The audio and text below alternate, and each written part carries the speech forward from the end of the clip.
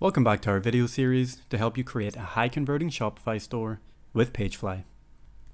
In today's video, you'll learn how to link a sales or landing page to your Shopify menu navigation. Here we are in the PageFly editor, and this is a quick landing page I created. The first thing we want to do is publish it, and then click Live View. Here we can see the sales page in full.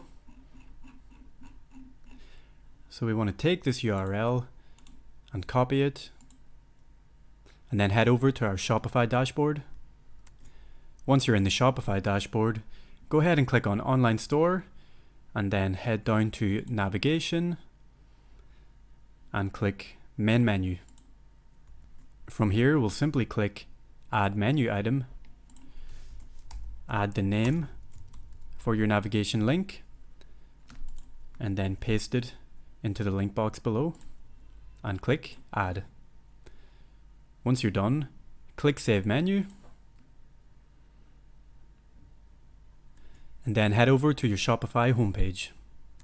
So here we are on the store's homepage, and we can see that the Serum Sale landing page has been added to the menu navigation.